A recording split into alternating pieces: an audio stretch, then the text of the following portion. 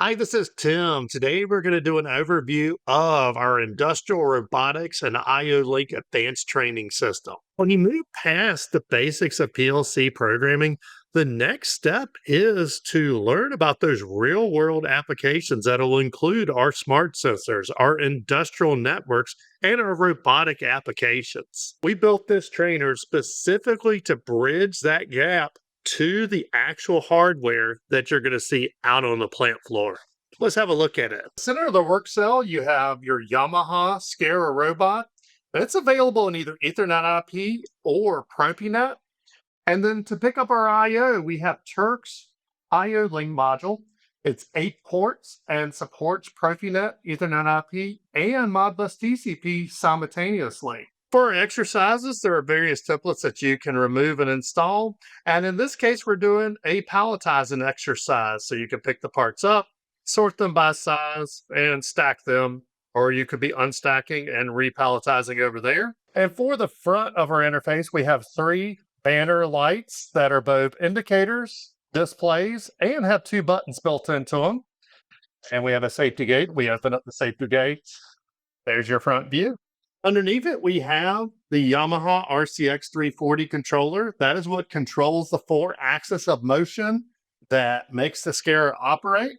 And even though this is a 230-volt controller, we have a transformer to take 120-volt to 230-volt. So this still plugs into your 120-volt wall output. And plugging it into the wall, along with plugging an Ethernet cable into your existing PLC trainer, is all you need to do to get started. Now, it does ship with the batteries for the 4 axes disconnected.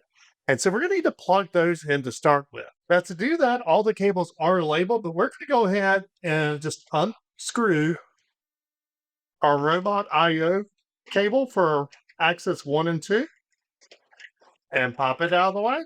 And we'll do the same thing for 3 and 4. And then make sure you don't get them backwards. They are all labeled. It is X, Y, Z, and R. We're just going to pop the motor cables off. And then you have 1 screw right here. Unscrew that screw. And that will give us access to the batteries down here. And each one of them, you'll see the label right where they plug in. They only go one way, so go ahead and plug all your batteries in. And then we can simply slide the cover back in there.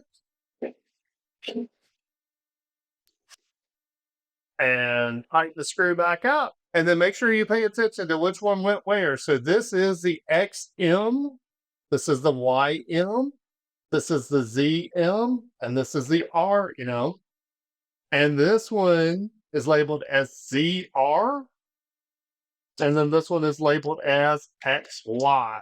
And then just gently snug the Phillips screws on each of the 2 connectors. After that, we're ready to start learning about how to program the robot, both in RCX Studio, which is Yamaha's native language for programming the robot, but also in Studio 5000 and TIA Portal. Now, similar to our other courses, a really good place to start on all of our trainers is the guide section.